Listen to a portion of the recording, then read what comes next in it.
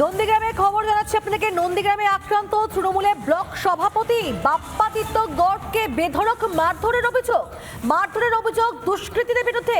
আক্রান্ত তৃণমূল নেতা এখন নন্দীগ্রাম হাসপাতালে চিকিৎসাধীন। যে ছবি দেখাচ্ছে একবার দেখতে পাচ্ছেন, নন্দীগ্রামে আক্রান্ত হয়েছেন তৃণমূলের ব্লক সভাপতি এবং তাকে বেশ কয়েকজন দুষ্কৃতী তাকে মারধর করে, এমনটা কিন্তু অভিযোগ সামনে আসছে। নন্দীগ্রামে আক্রান্ত তৃণমূলের ব্লক সভাপতি বাপ্পাদিত্য গড়, যার নাম, তাকে বেধড়ক মারধর করা হয়েছে এমনটাই অভিযোগ। এবং সেই মারধর করেছে কারারা, দুষ্কৃতীরা। ইতিমধ্যে গুরুতর আক্রান্ত হয়েছেন তিনি এবং তার জেরেই তাকে হাসপাতালে ভর্তি করা হয়েছে। তৃণমূল নেতা নন্দীগ্রাম হাসপাতালে এখন চিকিৎসাধীন এবং তাকে দেখতে সেখানে যান অন্যান্য তৃণমূলে যারা রয়েছেন সেখানকার জেলা নেতৃত্ব প্রত্যেকেই।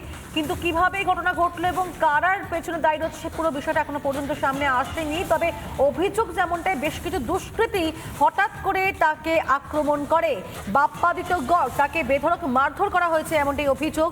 পুরো বিষয়টি তদন্ত করছে পুলিশ আধিকারিকরা।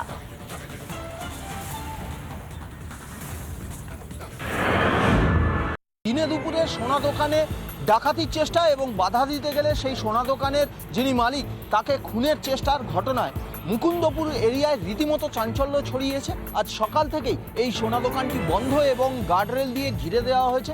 এই ঘটনায় এখনো পর্যন্ত একজন অ্যারেস্ট হয়েছে, দীপঙ্কর পাল। তাকে জেরায় জানা গেছে যে শেয়ারে বিনিয়োগ করবে বলে ধার করে প্রচুর টাকা নিয়েছিল। শেয়ারে বিনিয়োগ সেটা লোকসান হয়েছে, যার ফলে এই সোনা দোকানকে টার্গেট করে সোনার অলংকার ছিনিয়ে নেওয়ার চেষ্টা করতেই এই ঘটনা।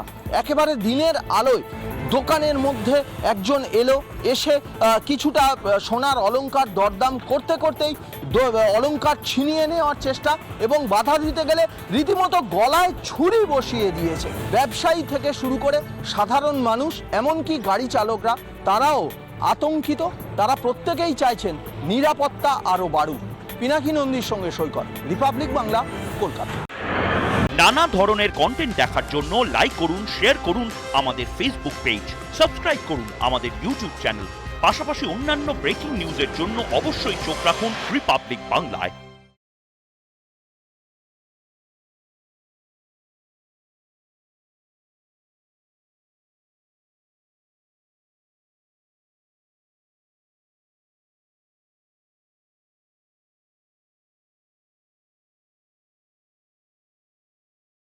নানা ধরনের কন্টেন্ট দেখার জন্য লাইক করুন, শেয়ার করুন আমাদের ফেসবুক পেজ, সাবস্ক্রাইব করুন আমাদের ইউটিউব চ্যানেল।